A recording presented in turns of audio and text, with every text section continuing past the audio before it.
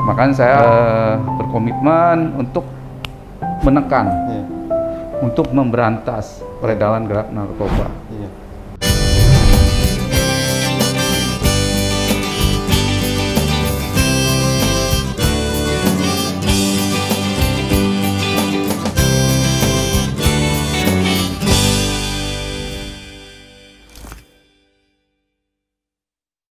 Halo Tribuners, jumpa lagi dengan saya Hafiz di program Newsmaker. Saat ini kami bersama Bapak Brigadir Jenderal Polisi Dr. Andes Kennedy, SH.MH. Selamat siang Pak. Selamat siang Mas Hafiz. Ya, terima kasih Pak, kami telah diterima di kantor Bapak. Ya.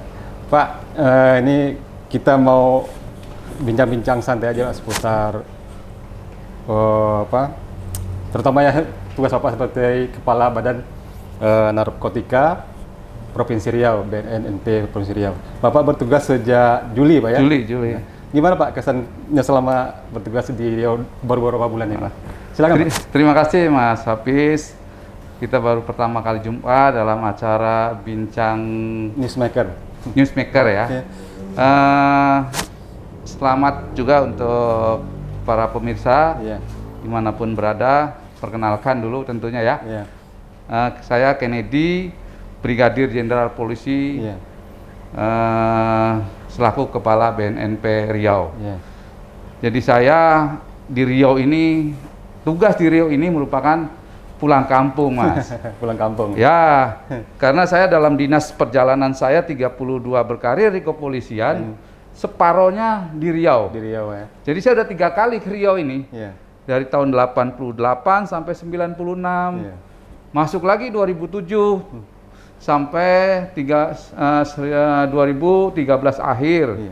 Nah sekarang masuk lagi. Bahkan keluarga pun orang sini, mungkin juga saya pensiun di sini gitu loh. Jadi ini merupakan kampung halaman saya Riau. Jadi saya sebelumnya juga sudah menjadi kepala BNNP. Tapi di Sulawesi Barat, di Mamuju. Sana 8,5 bulan. Terus saya berpikir, saya mau pulang kampung, mau ke Riau. Saya 2,5 tahun lagi pensiun. Jadi saya ya, akan mengabdikan ke Riau ini. Dan saya mencari momen, mencari teman, komunitas, biar nanti tua ada teman saya gitu loh. Jadi insya Allah saya akan mengabdi di Riau ini sampai pensiun gitu. Lebih spesifik lagi Pak, yang 88 yang kedua itu di mana aja tugasnya Pak? Jadi pertama itu ya dinas di lulus AKABRI dulu ya 88 di Tembilahan dulu, di Inhil, Rengat, Batam waktu jadi satu. Batam balik lagi ke Inhil. Terakhir Kasat Serse Polresta Pekanbaru tahun 95 sampai 96 baru berangkat PTIK. PTIK udah muter Kalbar, Sespim, terus Sumut, Kapolres di Sumut. Oh pernah Kapolres sih Pak ya? Ya Kapolres di Sumut, dari Sumut masuk lagi ke Riau 2007 jadi Wakapol Tabes. Wakapol Tabes jadi Direskrim, terus pindah lagi Dirkrimsus ini 2013 akhir ke Jakarta, ke PTK, ya melanglang buana lagi. Nah, 2019 saya ditunjuk sebagai Kepala BNNP Sulbar dengan kasih pangkat jenderal juga sana. Nah, jadi pengalaman di BNN ya saya sudah 1 tahun lebih mengabdi di BNN ini. Nah, di Riau khususnya saya semenjak masuk itu bulan Juli ya, tanggal 12 Juli 2020. Jadi baru 4 bulanan lah, 4 bulan kurang. Nah, selama 4 bulan tentu kenapa saya memilih yang second jobnya ke Riau ya salah satu yang tadi saya bilang bahwa saya mau mengabdikan diri, mungkin juga mau pensiun di sini gitu. Saya komit akan menekan peredaran gelap narkoba di Provinsi Riau. Ya. Mungkin juga media juga sudah banyak mengenal sama saya. Selama saya masuk sudah 4 bulan, ya alhamdulillah berkat dukungan dari masyarakat juga, sehingga kami dapat melakukan pengungkapan narkoba yang masuk ke Provinsi Riau. Yang ya sudah banyak lah, sudah beberapa kasus, sudah banyak. Saya hampir 70 kilo. 70 kilo ya? Selama 4 bulan itu ya. Dengan personil BNN yang terbatas. Nah, saya juga minta dukungan masyarakat untuk tetap memberikan informasi kepada BNN sehingga saya bisa berbuat di Riau ini. Ada dukungan dari masyarakat. Kalau kita lihat tangkapan-tangkapan Pak, itu jumlahnya besar-besar sekarang Pak ya. Nah, kalau melihat jumlahnya itu, bagaimana posisi Riau di antara daerah-daerah lainnya Pak dalam sisi peredaran narkotika sekarang Pak? Ya Alhamdulillah ya, saya bisa berbuat bersama pegawai atau anggota dari BNNP Riau ini. Jadi kalau saya melihat bahwa di Riau ini, kalau saya menilai sendiri ya, ini belum dibuktikan secara survei dan sebagainya, tapi saya bisa mempertanggungjawabkan apa yang saya katakan ini, bahwa Riau ini sudah merupakan salah satu provinsi yang pintu masuk jenis sabu ya, karena sekarang ngetren sabu di Indonesia ini ke Indonesia. Kita ketahui bahwa geografis kita yang sangat rawan dengan penyelundupan. Garis pantainya panjang, Pak ya. Garis pantai 680 km, 680 km loh. Ya. Dan jarak tempuh ke Semenanjung Malaka atau ke Malaysia itu hanya 45 menit. Dari Dumai, sangat dekat sekali gitu loh. Nah, notabene kenapa saya mengatakan bahwa Surabaya sudah merupakan salah satu pintu masuk ke Indonesia? Karena masuk ke Riau, Dumai, Bengkalis, dari Inhil, ya banyak pintu-pintu masuk, pelabuhan-pelabuhan masyarakat yang digunakan situ, masuk, dikirim ke Jambi, dikirim ke Lampung, Jakarta, ke Medan, dari Riau Mas.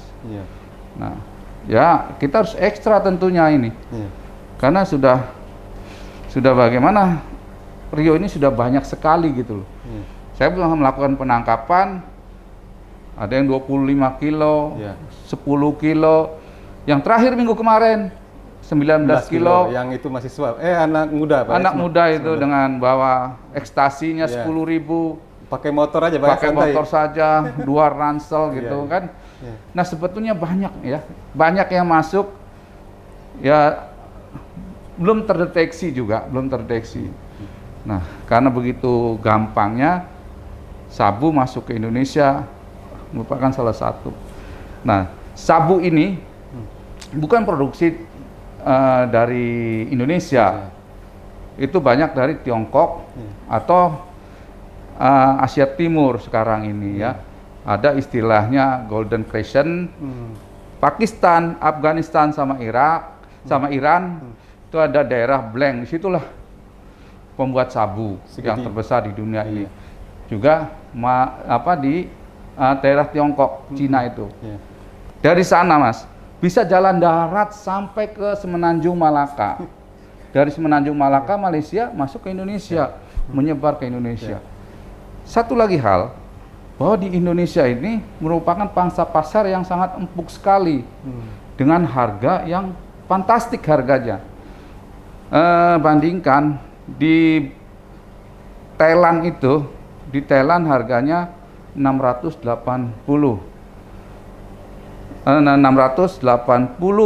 per gram. Per gram. Ya. Di daerah Kamboja sana itu 250 aja harganya per 1 gram. Di Indonesia berapa? 1,5 juta. Itu puluh tadi itu dalam rupiah itu Pak? Udah di kurs rupiahkan itu. Murah sekali Pak. Sudah di kurs rupiahkan. Nah, ini dikatakan harga yang sangat menggiurkan untuk Indonesia. Nah itulah makanya saya berkomitmen untuk menekan, untuk memberantas peredaran gelap narkoba. Dan alhamdulillah kita juga BNN tidak terlepas dari Polda untuk kerjasama, untuk sinergitas dalam arti kata. Karena antara Polda sama BNN itu anak sama induk saja Iya, situ iya, kan. iya. Bahkan kita juga yang berantas-berantas ini juga polisi, Yang- termasuk saya juga jenderal Jenderal polisi yang ditugaskan di BNN. Itu Mas salah satunya. Pak Jenderal, ini kan Bapak tadi bilang pintu masuk. Itu pintu masuk berarti posisinya udah ada tempat khusus lah terutama bagi sindikat, Pak ya. Nah, ada strategi khusus nggak itu atau apa namanya tuh yang untuk menutup itu, apalagi kita kan punya yang garis pantai panjang tadi, Pak. Inilah yang saya katakan bahwa salah satu Riau itu kenapa mudahnya masuk dengan jarak yang begitu dekat dengan Malaysia, panjang pantai yang 680 km, itu kan pengawasannya sangat susah sekali. Dan ditambah lagi penduduk yang menghadap ke pantai itu bisa dilalui oleh kapal-kapal kecil. Nah, Mas Hafiz sekedar tahu bahwa sekarang sindikat itu sudah beralih ke masyarakat, memanfaatkan masyarakat kecil untuk membawa sebagai kurirnya. Saya dapat penyerahan dari Danlanal Dumai 1 bulan yang lalu, 10 kilo itu. Dari Malaysia menggunakan speedboat sampai ke perbatasan. Iya. Dari perbatasan menggunakan nelayan-nelayan kecil. Itu perbatasan tengah laut itu, Pak. Tengah laut maksud saya, perbatasan tengah laut. Zona batasnya itu ya. Dia memanfaatkan nelayan kecil untuk sebagai kurir membawa ke Indonesia. Tentu masyarakat dengan mungkin upah yang begitu besar dan tergiur sehingga mau gitu loh. Mereka sudah menggunakan layanan kecil. Kalau dulu ya sebelum ini dia menggunakan speedboat yang luar biasa yang cepatnya itu, yang bisa tempel sampai 4 mesin, 3 mesin, 600 PK dan sebagainya, itu cepat kan sudah terdeteksi, menggunakan beralih ke situ. Nah, ini masyarakat juga jangan sampai tergiur dengan iming-iming begitu. Masyarakat juga ada pengetahuan supaya tidak melaksanakan itu. Karena Mas, begitu narkoba masuk ke Indonesia, disebar ke Riau lah khususnya ya, masuk ke Riau, disebar, berapa masyarakat, berapa anak muda yang menjadi korban, Mas. Sangat mengerikan. Itu efeknya itu. Jadi harus kita memberikan edukasi pelajaran kepada masyarakat di pantai itu supaya tidak. Nah, strategi yang kita lakukan, BNN ini ada 3 tugas yang harus dilaksanakan. Yang tadi itu saya cerita banyak itu pemberantasan sama dengan Polda. Ada tugas lain selain itu, kami punya bidang namanya P2M, pencegahan dan pemberdayaan masyarakat. Nah, disinilah pencegahannya ini. Jadi kita punya program tiap tahun membentuk kekuatan-kekuatan yang berintikan masyarakat, berbasis masyarakat untuk bisa menolak, punya daya tangkal masyarakat itu sendiri terhadap narkoba. Kita sudah beribu-ribu, karena tiap tahun ada program itu membentuk relawan-relawan anti narkoba di kampung-kampung, di instansi pemerintah maupun swasta. Kami mengadakan tiap tahun, ada itu. Nah, salah satu tujuannya untuk mengantisipasi, untuk melakukan pencegahan. Ya, itu yang tugas yang diantara, dan pemberdayaan masyarakat. Pemberdayaan masyarakat itu maksud begini, orang yang sudah terpapar dalam masyarakat itu, yang selama ini mengguna atau dia tidak bisa dibina, kita akan dialihkan, dibeli pelajaran, dibeli pelatihan yang karya, sehingga dia mampu menghasilkan sesuatu dan ada nilai ekonomisnya. Dengan begitu dia akan meninggalkan pekerjaan narkoba itu. Gitu loh, itu pemberdayaan masyarakatnya. Itu satu bidang. Ada lagi bidang satu lagi yang namanya rehabilitasi. Nah, rehabilitasi tidak kalah pentingnya untuk mengembalikan masyarakat. Jadi masyarakat yang pengguna itu kan notabene dia sudah orang yang sakit. Orang yang sakit, orang yang kita harus obati. negara harus bertanggung jawab untuk itu. Jadi sekiranya orang yang sudah menggunakan hedik, ya baik rutin maupun dia coba-coba gitu, kita perbaiki, kita rehabilitasi. Nah, di rehabilitasi ada 2 metode, rehabilitasi secara sosial kalau dia masih ringan, tapi kalau sudah berat ya kita rehabilitasi secara medis gitu ya. Nah, itu sebenarnya tugas dari BNN.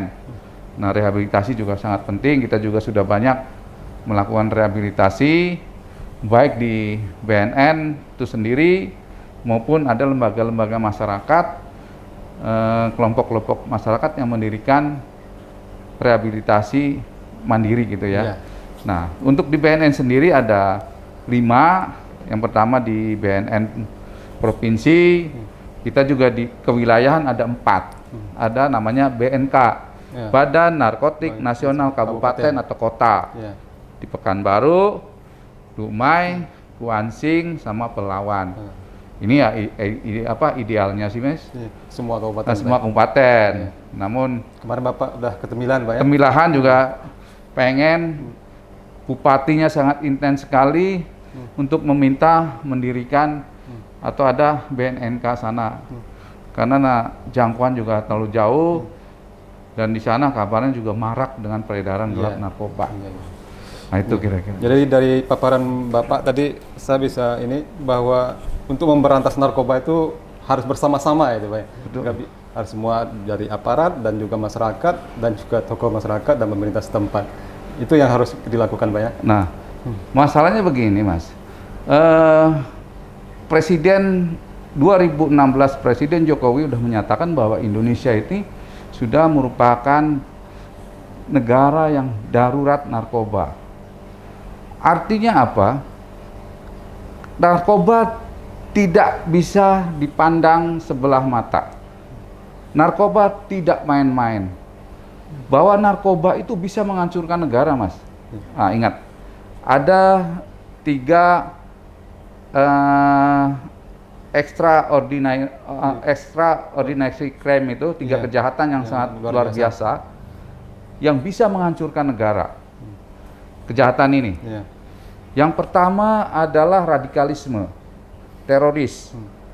Itu kalau kita tidak diantisipasi, tidak ditanggulangi dengan benar, negara akan hancur. Kita lihat ya beberapa waktu yang lalu daerah Timur Tengah banyak negara yang hancur karena ini radikalisme. Syria yang begitu damai, aman, tentram sekarang hancur. Afghanistan dan sebagainya kan. Itu. Yang kedua narkoba. Narkoba ini, waduh. Bukan korupsi dulu, Pak. Narkoba dulu, Pak. Narkoba dulu. Sejarah membuktikan 1826 Cina. Oh iya. Pedagang Inggris Raya tidak bisa masuk, menjual atau menduduki atau menjajah lah istilahnya ya ke Cina. Karena Cina waktu itu kuat, militernya, peradaban dan sebagainya. Bahkan orang tua kita mengatakan bahwa kalau mau cari ilmu, pergilah ke negeri Cina. Kan begitu dah. Kuatnya. Tingginya budaya mereka. Nah, itu salah satu ya. Sehingga tidak bisa, tapi apa? Dikasih candu. Candu itu heroin, Mas. Dikasih heroin masyarakatnya, penduduknya untuk memakai dengan harga murah pertamanya dan sebagainya. Apa yang terjadi? Candu itu heroin tuh. Bahkan kosakata untuk Indonesia dipakai kecanduan. Nah, itu kecanduan di salah satu. Itu candu itu. Sehingga 1862 Kaisar Ming kalau nggak salah melawan candu, perang candu waktu itu. Itu yang namanya perang candu, Pak. Perang candu. Nah, tapi waktu itu kan bisa diduduki akhirnya kan, begitu masyarakatnya lemah, negaranya sudah mau hancur, bisa diduduki Cina itu oleh Inggris dan sampai sekarang persemakmuran Inggris masih terjadi kan di Hong Kong itu masih persemakmuran. Masih milik Inggris. Itu yang kedua. Yang ketiga ya korupsi tadi. Ya, itu juga kalau sudah kesendi-sendi masyarakat akan hancur peradaban dan negara juga akan lemah gitu ya.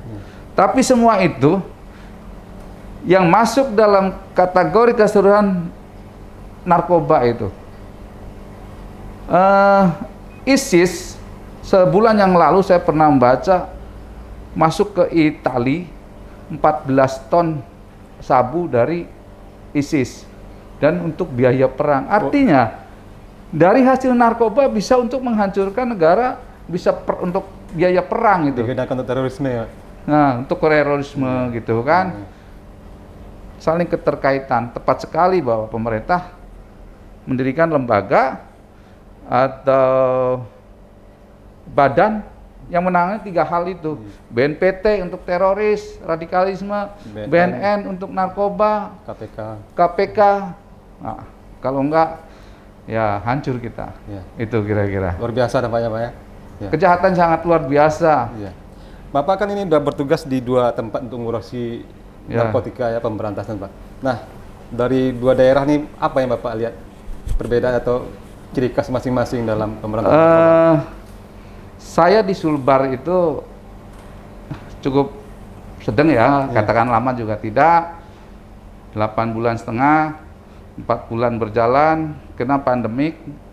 Ya baru 3 bulan kena pandemik, sehingga PSBB waktu itu juga semacam vakum begitu ya. Tapi saya lihat dari 2 provinsi ini ya jauh sangat berbeda, terutama dari masyarakat. Ya jumlah penduduk aja sudah beda. Kalau sana satu provinsi itu hanya 1,5 juta. Kalau sini udah hampir 7 juta kan. Nah di sana ya income per kapitanya pun masih rendah. Kalau sini ya udah agak tinggi. Karena sumber daya alamnya cukup bagus di Riau ini kan Mas. Di atas minyak katanya, di bawah minyak gitu kan. Itu jadi saya melihat karena saya sudah mengenal daerah Riau juga, ya dengan mudah saya masuk ke Riau, dalam arti kata begitu datang langsung gas bisa banyak ngungkap, karena saya sudah mengenal, saya pulang kampung lah istilahnya kalau di Riau itu. Nah sangat berbeda sekali karakteristik, geografis, demografisnya juga sangat berbeda. Di sana dari pantai langsung bukit-bukit, sini nggak ada bukit. Itu kira-kira. Nah kita beralih ke ini Pak, beberapa waktu terakhir Menteri Hukum dan HAM Pak Yasona Lawli itu sering udah beberapa kali melontarkan masalah napi narkoba di lapas dan rutan kita. Karena dia mengatakan bahwa separuh dari isi rutan dan lapas kita itu adalah narapidana dari kasus narkotika. Nah dia mempunyai pikiran bagaimana kalau narapidana yang dari sisi pengguna ini, bukan bandar gitu, itu tidak perlu dipenjara. Lebih baik itu direhabilitasi. Karena selain biayanya besar di penjara, dan kita kan penjara kita penuh ya. Nah bagaimana menurut Bapak ini? Seperti itu. Salah satu sebetulnya napas daripada Undang-Undang Nomor 35 2009 yang memperbaharui undang-undang yang terdahulu, itu kan memasukkannya ada rehabilitasi di pasal 54 kalau nggak salah itu. Bahwa yang saya katakan tadi, orang yang baru menggunakan atau orang yang hedik, dia tidak menjual, tidak menyalurkan, tidak juga sebagai kurir ya, hanya pengguna. Ini kan dia sudah merupakan korban, ya. Korban Pak ya? Korban Mas Hafiz ya, ini merupakan korban. Dan ini orang yang sakit, ya kan?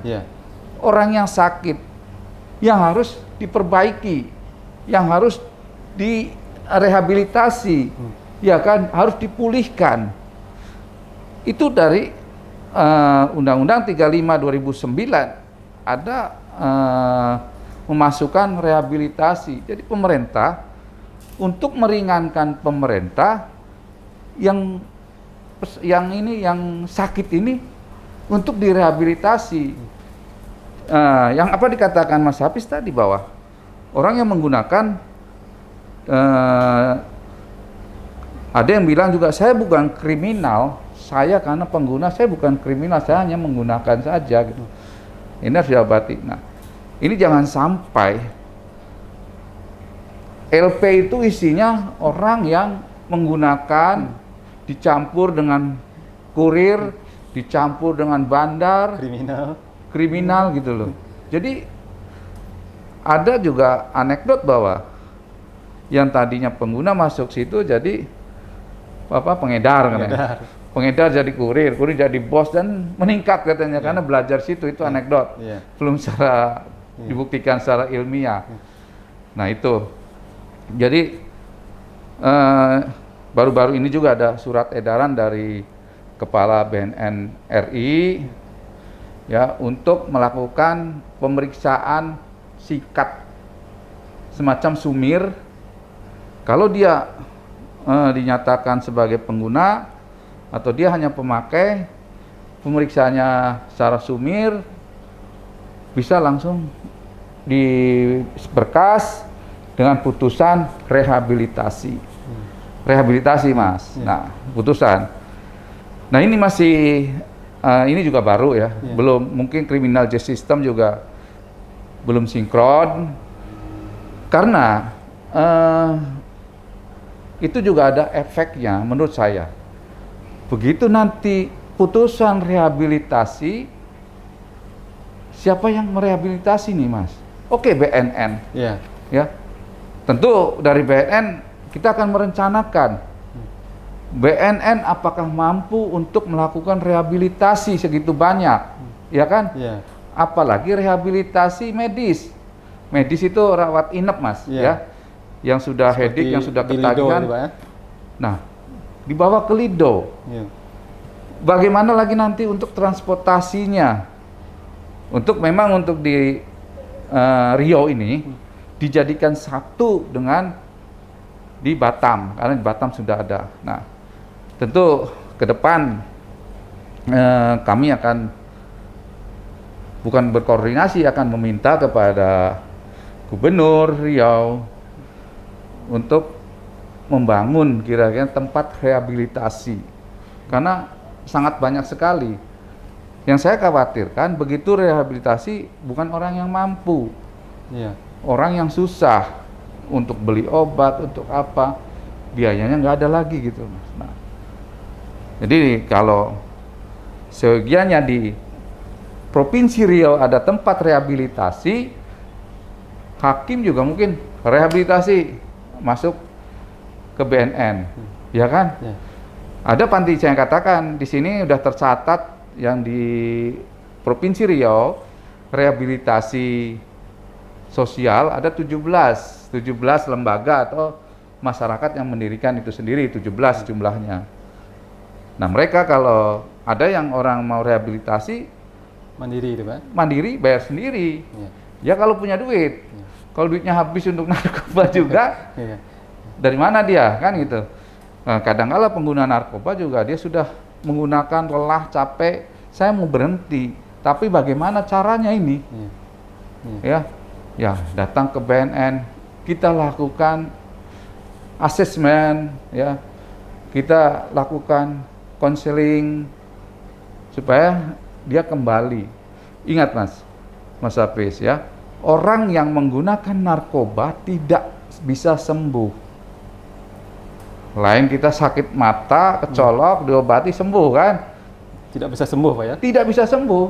Orang sakit kepala minum obat langsung sembuh. Orang narkoba beda. Makanya tidak ada istilah menyembuhkan.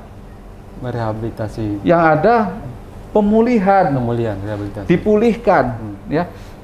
Dipulihkan itu dikembalikan ke jalan sosial, ke sosial yang normal lagi. Kamu udah melenceng nih, diluruskan lagi, dipulihkan lagi. Nah, itu. Jadi dipulihkan. Kenapa, Mas? Kalau tidak diawasi dengan ketat, dia udah kembali, akan kembali lagi. Sudah baik, akan kembali lagi. Itu lebih baik terjadi. Maka rehabilitasi juga ada. Rehabilitasi, sampai selesai rehabilitasi kita akan tetap pantau itu. Paskah rehabilitasinya itu. Nah itu, jadi tanggung jawab kita bersama, orang yang sakit harus kita sembuhkan. Mereka ini sakit, mereka ini sakit. Yang saya sangat itu sekali dengan pernyataan Bapak tadi. Mereka tuh sakit, mereka itu korban gitu. Dan seharusnya memang mereka harusnya direhabilitasi. Tapi kan ini juga persoalannya nggak sederhana, Pak, ya. Ini kan tergantung juga biaya, koordinasi juga dengan pengadilan juga, itu undang-undangnya juga Pak ya? Ya. Undang-undangnya juga, dan juga ya yang terutama tadi biaya kali Pak ya, yang sangat kendala Pak ya? Mungkin seperti itu Pak ya? Maksudnya di rehabilitasi, kalau orang pengguna diponis dia 1 tahun, ini kan jadi beban negara. Iya. Begitu dia masuk ke lembaga LP, kan yang nanggung negara ini. Makanannya, minuman. Makanannya dan sebagainya gitu. Ya kan? Padahal dia bukan kriminal. Iya. Tapi kalau putusan itu rehabilitasi, masuk ke panti rehab. Pokoknya panti rehab 3 bulan. Dia direhabilitasi selama 3 bulan. Nah, saya katakan tadi bahwa rehabilitasi ini ada 2 metode. Ada metode rehabilitasi sosial dan rehabilitasi medis. Kalau yang kira-kira ketergantungannya tidak parah, tidak sampai headache yang permintaan dari tubuh, kalau tidak dipenuhin, zat itu akan menagih ke tubuh sehingga dia berperilaku yang lain yang dikatakan sakau. Sakau. Nah, itu yang sudah parah itu ya. Itu harus medis ya. Medis bisa 3 bulan, bisa 4 bulan, tergantung daripada hasil asesmennya situ, tergantungannya. Nah, itu yang kita nggak bisa. Di sini di Riau nggak bisa, kita dirujuk ke Batam, ya, ke Batam. Sebetulnya ada rumah sakit rujukan di Tampan ya, rumah sakit gila itu. RSJ. Tapi kan nggak mungkin kita perlakukan ke sana lagi kan. Nah, jadi kita direkomendasikan ke Batam. Namun ya biaya juga mandiri. Kami dari BNN juga nggak ada anggaran untuk itu. Masalahnya di situ. Nah, Pak, ini kalau Pak dari pengalaman Bapak melihat program rehabilitasi itu Pak, seberapa banyak mereka yang masuk itu tidak, yang balik lagi dan yang benar-benar bisa lebih bebas dari narkoba? Tidak banyak sih yang masalahnya begini Mas. Kita sudah melakukan rehabilitasi ya, baik di BNN itu sendiri maupun di panti-panti rehabilitasi yang punya masyarakat. Nah, setelah kan itu kan dia tidak rawat inap. Dia hanya rawat jalan lah, dia bolak-balik datang ke sana untuk asesmen, untuk di treatment atau di konseling gitu ya, dengan psikolog, dengan dokter dan sebagainya gitu, untuk melupakan dia supaya tidak menggunakan lagi gitu kan. Nah, setelah itu waktunya udah selesai, pasca rehab akan dipantau terus dengan ditelepon, diajak bicara gitu dan lain sebagainya. Intinya itu untuk menghilangkan atau mengalihkan pemikiran dia, Mas. Pemikiran si korban ini. Nah, memang kita tidak banyak yang kita ketahui setelah di rehab terus dia kembali atau tidak, tapi ada juga yang kembali. Nah, kita harapkan pasca rehabnya itu lebih berperan lagi. Jadi kita terus akan membimbing sampai dia betul-betul settle, sampai dia betul-betul melupakan barang itu. Jangan juga dia ketemu dengan kelompoknya atau dengan komunitasnya pemakai, grup yang lama itu putus. Benar diputus. Nah, karena kalau saya punya pemikiran ya, karena saya kan kepala BNNP ini kan sebagai ketua TAT. TAT itu tim asesmen terpadu. Jadi untuk dia dilakukan rehabilitasi itu di TAT dulu, ya. Kalau ini dari kepolisian atau tangkapan dari BNN atau dari manapun di TAT dengan anggotanya kepolisian dari Polda, BNN itu sendiri pasti ya, dari Polda, dari kejaksaan, dari dinas sosial, dari psikolog, dokternya ada. Nah, untuk men-TAT orang tersebut kan yang sudah kecanduan ini, sejauh mana dia penggunaannya itu untuk mengetahui. Hasil TAT untuk merekomendasikan ke kejaksaan dalam hal penuntutan ke pengadilan. Nah gitu ya. Nah jadi setelah kita tahu bahwa ini pemakainya ini udah direkomendasikan untuk di rehab umpamanya ya. Nah kadangkala orang yang dikatakan korban, saya bilang itu, ya karena saya ketua TAT, tahu saya sering ikuti melakukan wawancara, melakukan interogasi terhadap yang itu kadangkala dia hanya 3 bulan saja, Mas. Dalam arti saya menggunakan baru 3 bulan. Pertama dikasih, diiming-imingin, menggunakan sampai ketagihan.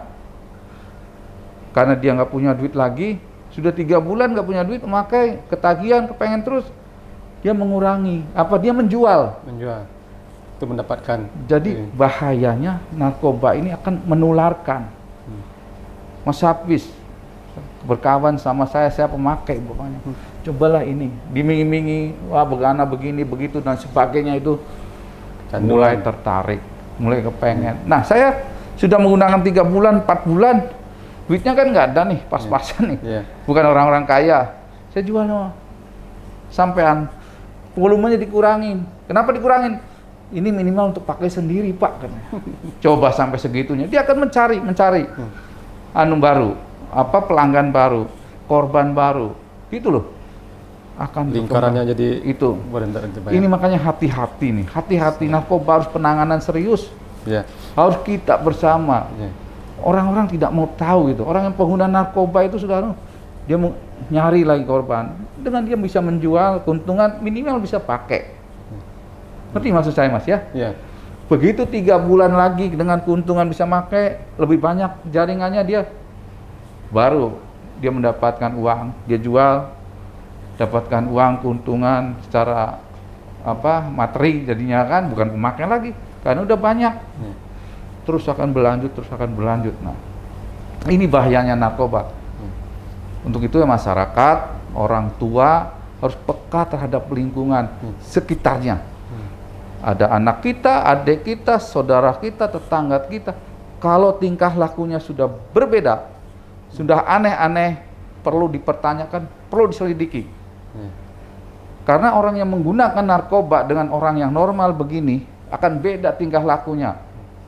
Yang pertama, dia antisosial. Dia tidak mau menatap mata ngobrol.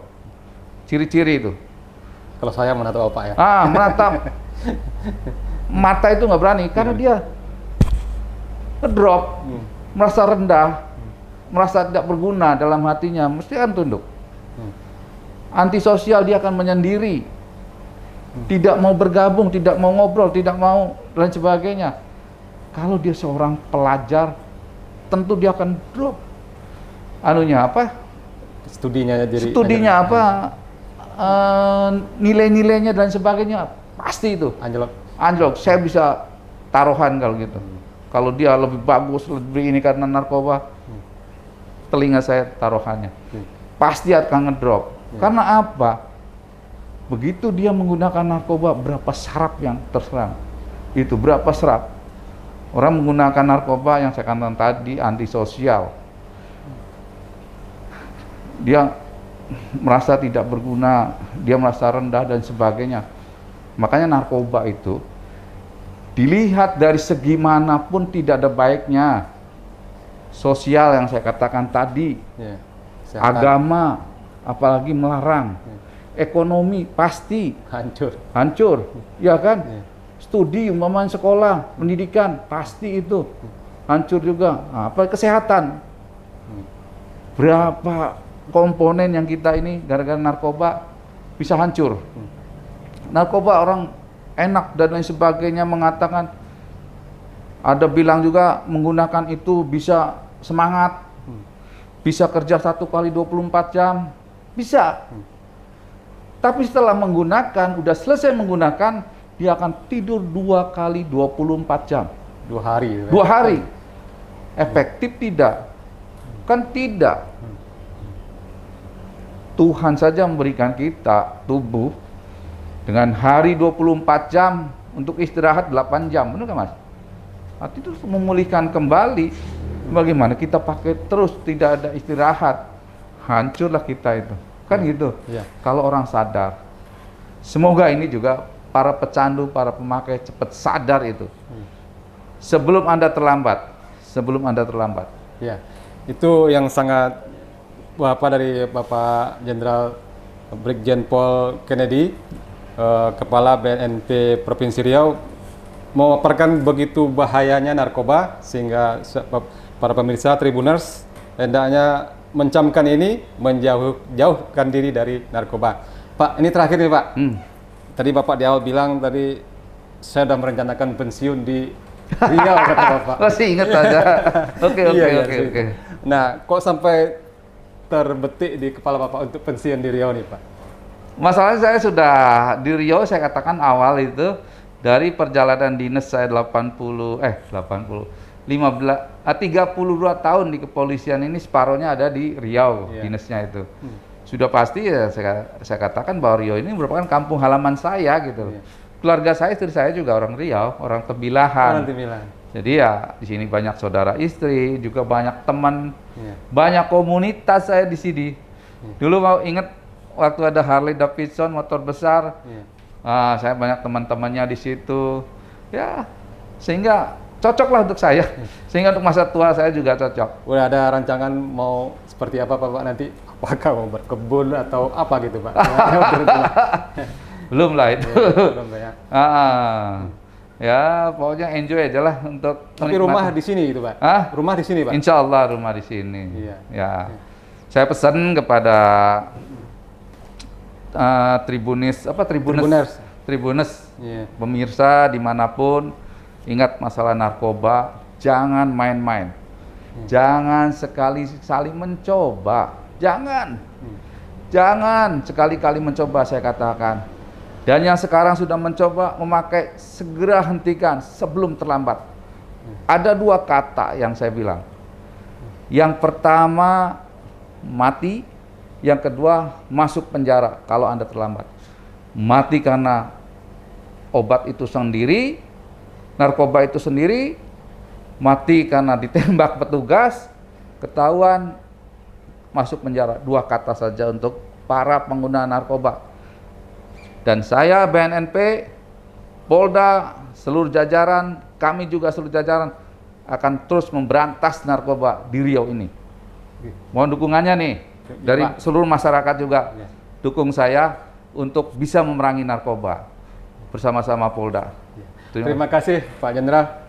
Gitulah Tribuners, bincang-bincang kita dengan Bapak Brigadir Jenderal Polisi Dr. Andes Kennedy SHMH, Kepala Badan Narkotika Provinsi Riau. Seperti yang beliau katakan terakhir tadi, sekali lagi, jauhi narkoba. Terima kasih Pak Jenderal. Sama-sama, terima kasih. Kita berjumpa lagi di lain kesempatan. Terima kasih Tribuner, itulah bincang-bincang kita sore ini. Sampai jumpa di program Tribun Newsmaker berikutnya. Saya Hafiz, sampai jumpa. Stop narkoba. Stop narkoba.